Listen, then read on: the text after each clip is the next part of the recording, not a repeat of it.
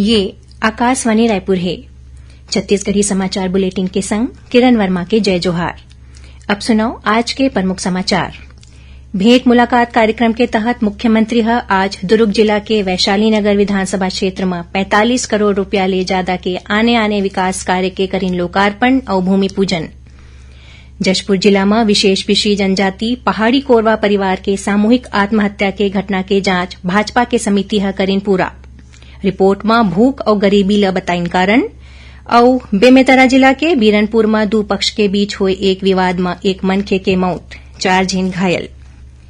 अब समाचार विस्तार ले। भेंट मुलाकात कार्यक्रम के तहत मुख्यमंत्री भूपेश बघेल आज दुर्ग जिला के वैशाली नगर विधानसभा क्षेत्र में 45 करोड़ रुपया ले ज्यादा के आने विकास कार्य के लोकार्पण और भूमि पूजन करीन।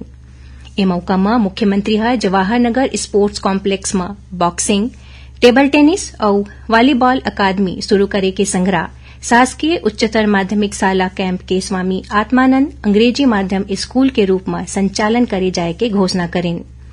उन्हें श्री बघेल मुख्यमंत्री स्लम स्वास्थ्य योजना के तहत 4 ठिन मोबाइल मेडिकल यूनिट के शुभारंभ करें। मोबाइल मेडिकल यूनिट में 5 लैब टेस्ट जोड़े गए हैं। एमा sickling, Widal, blood group, UPT pregnancy और मलेरिया टेस्ट शामिल है।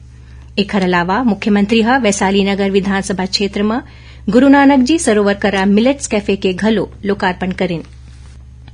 जशपुर जिला में बगीचा विकास खंड के ग्राम पंचायत सामरबार के अंतर्गत झुमरी डुमर गांव में विशेष पिछड़ी जनजाति पहाड़ी कोरवा परिवार के 4 सदस्य मन के सामूहिक आत्महत्या करे जाए के घटना के जांच भारतीय जनता पार्टी तथ्योन्वेषण समिति पूरा कर ले है। जांच समिति अपन रिपोर्ट में खुलासा करे है कि ए सामूहिक आत्महत्या भूख और गरीबी की सेती हुए है।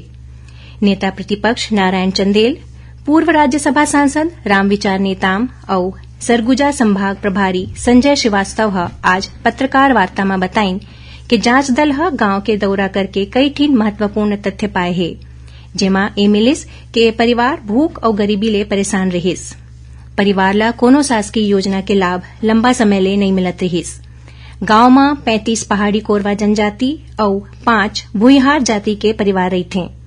राज्य शासन डहार ले अब तक पीड़ित परिवार के हित संरक्षण बर कोनो घोषणा नहीं करे गे है। भाजपा नेता मन मांग करिन कि मृतक परिवार बर तुरते राहत राशि देहे के संगे संग आदिवासी क्षेत्र में पोषण और चिकित्सा के अभाव में मृत लइका मन के परिवार ला पर्याप्त मुआवजा, भोजन और इलाज के सुविधा सुनिश्चित करे जाए। बेमेतरा जिला में साजा थाना क्षेत्र के बीरनपुर में 2 पक्ष के बीच हुए एक विवाद में एक मनखे के मौत हो गए, उन्हें 4 झीन दूसर मनखे मन घायल हो गए। हमार संवाददाता ले मिले जानकारी के अनुसार 2 लइका मन के बीच कोनो बात पर विवाद हो गए। ए विवाद अतका बाढ़ गिस कि 2 पक्ष आपस में भिड़ गिन। ए दौरान ए पक्ष दूसर पक्ष ऊपर धारदार हथियार ले हमला कर दिस। ए घटना में एक मनखे के मौत हो गए। घटना के सूचना मिले के बाद मौका में पहुंचे पुलिस टीम ऊपर घलो पथराव करे गिस, जेमा एक झिन पुलिसकर्मी घायल हो गए। दुर्ग रेंज के पुलिस महानिरीक्षक और बेमेतरा जिला के पुलिस अधीक्षक घलो मौका में पहुंच के स्थिति के जायजा लेन।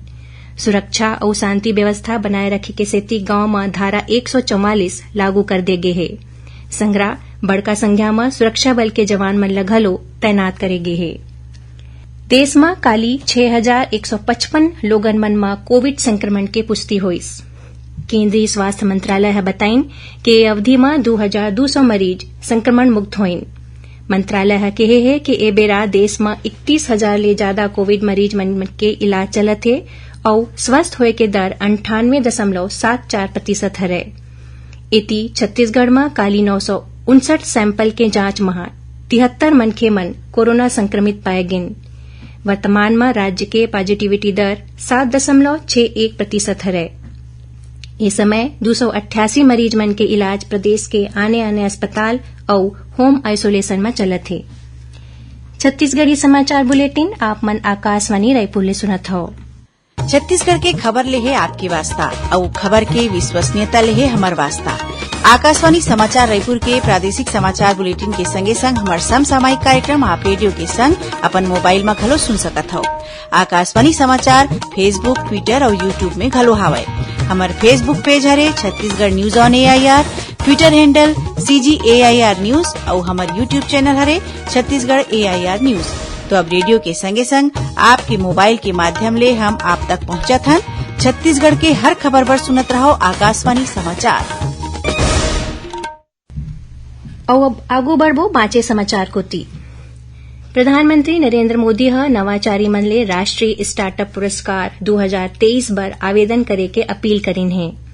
आज केंद्रीय मंत्री पीयूष गोयल के ट्वीट के जवाब में प्रधानमंत्री कहिन कि नवाचारी उत्साह बर स्टार्टअप में अपन विचार के नवीनता ले लोगन मन ला प्रेरित करत हैं। ओमन कहिन कि हमर स्टार्टअप देश के युवा शक्ति के भावना ला दर्शाथे। ए पुरस्कार बर लोगन मन startupindia.gov.in में आवेदन कर सकत हैं। दंतेवाड़ा विधानसभा क्षेत्र के बचेली में काली 9 अप्रैल के कांग्रेस के विधानसभा स्तरीय कार्यकर्ता सम्मेलन आयोजित करे जाही। एमा शामिल होए बर अखिल भारतीय कांग्रेस कमेटी के सचिव और प्रदेश प्रभारी सप्तगिरी शंकर उल्का काली बस्तर पहुंची। ओमन जगदलपुर होवत बचेली पहुंची और दंतेवाड़ा विधानसभा स्तरीय कार्यकर्ता सम्मेलन में शामिल होए के बाद विधानसभा क्षेत्र के जोन, सेक्टर और बूथ कमेटी के अध्यक्ष और प्रभारी मन करा चर्चा करही। सुकमा जिला में 2 झिन इनामी माओवादी मन आज पुलिस के आगू आत्मसमर्पण कर दिन। एमन ऊपर 8-8 लाख रुपया के इनाम घोषित रहीस। आत्मसमर्पण करैया दोनों माओवादी के खिलाफ बस्तर में कई ठिन हिंसक घटना में शामिल रहे के आरोप है। ए माओवादी मन ला राज्य शासन के पुनर्वास नीति के लाभ दे जाही।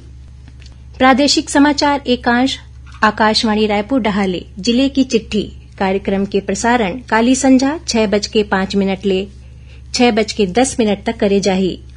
ए कार्यक्रम ला छत्तीसगढ़ के जम्मू आकाशवाणी केंद्र मन ह रिले करही। ए बखत के अंक में बलरामपुर रामानुजगंज जिला के बारे में जानकारी दे जाही। अब पेश है मौसम के हाल। मौसम विभाग अवैया 2 दिन में छत्तीसगढ़ समेत मध्य प्रदेश, ओडिशा, महाराष्ट्र और झारखंड में तेज हवा और गरज चमक के संग छींटा पड़े के संभावना जताए है। उन्हें मौसम में अचानक आए बदलाव के सेती राजधानी रायपुर समेत प्रदेश के आने जगह में पाछू 24 घंटा के दौरान तेज हवा के संग हल्का बरसात हुईस। आजो घलो बिहानिया प्रदेश के कई ठिन इलाका मन में बादल छाए रहीस। उन्हें कुछ एक जगह मन में हल्का बूंदाबांदी घलो हुईस। एकर चलते तापमान में मामूली गिरावट दर्ज करे गे है। यही बीच मौसम विभाग अवैया 5 दिन में प्रदेश के अधिकांश हिस्सा मन में अधिकतम तापमान में 2 ले 4 डिग्री सेल्सियस बढ़ोतरी की संभावना जताए है। और अब थोरकुन समाचार सार में। पहली भारतीय स्वतंत्रता संग्राम 1857 के महानायक मंगल पांडे के आज शहादत दिवस हरे। ए मौका में मुख्यमंत्री भूपेश बघेल ओमन ला नमन करीन है।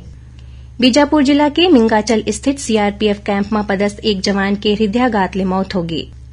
सक्ती जिला के बाराद्वार थाना क्षेत्र के ठठारी गांव में ट्रैक्टर के टक्कर ले मोटरसाइकिल सवार एक मनखे के मौत हो गई, जबकि एक झिन दूसर मनखे गंभीर रूप ले घायल हो गए।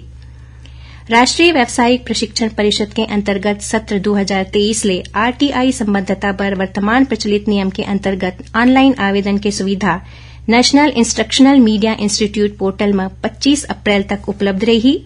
और महावीर जयंती के सेती जैन समाज जहाले कोंडागांव जिला अस्पताल में रक्तदान शिविर के आयोजन करेगिस। ए दौरान लोगन मन को तिले 60 यूनिट रक्तदान करेगिस। आखिर में प्रमुख समाचार एक घाव फेर। भेंट मुलाकात कार्यक्रम के तहत मुख्यमंत्री आज दुर्ग जिला के वैशाली नगर विधानसभा क्षेत्र में 45 करोड़ रुपया ले ज्यादा के आने विकास कार्य के करें लोकार्पण और भूमि पूजन। जशपुर जिला में विशेष पिछड़ी जनजाति पहाड़ी कोरवा परिवार के सामूहिक आत्महत्या के घटना के जांच भाजपा के समिति करीन पूरा। रिपोर्ट में भूख और गरीबी ले बताइन कारण। और बेमेतरा जिला के बीरनपुर में 2 पक्ष के बीच हुए एक विवाद में एक मनखे के मौत, 4 झिन घायल। एकरे संग छत्तीसगढ़ी समाचार बुलेटिन यहीं सिरावत है। जय जोहार।